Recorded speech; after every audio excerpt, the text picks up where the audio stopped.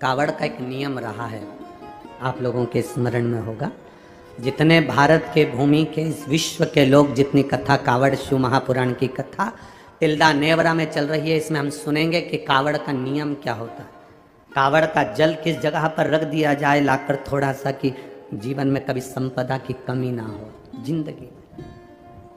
कावड़ का एक नियम होता है कि कावड़ को ये कंधे से ये कंधे पर रखना है तो सिर के ऊपर से कभी नहीं लिया जाता। कावड़ का एक नियम है।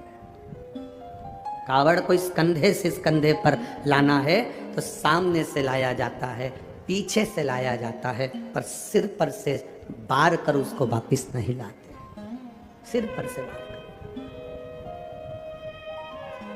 कावड़ का एक नियम होता है, जिस नारी का जिस व्यक्ति की संतान नहीं होती है उसको कावड़ यात्रा करने से पहले अपनी गोदी में धान चावल को भरना पड़ता है।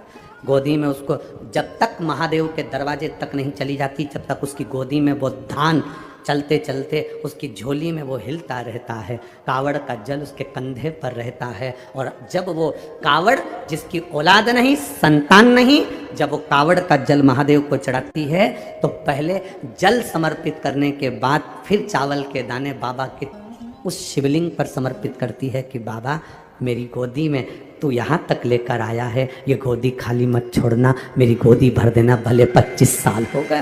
कावड़ यात्रा का नियम है, सिर पे से बार कर वापिस नहीं आती, सम्मुख से कावड़ निकल जाती। लंकाधिपति रावण को सुध पड़ी जब तुमरुका जी ने कहा जाओ लंकेश, अगर तुम चाहते हो कि शंकर के शरीर में गंध पहुंची है उस विष की गंध को समाप्त करना है तो तुम जाकर महादेव को जल अर्पित करो सावन के महीने में, उसी को हमारे यहाँ कावड़ कहा।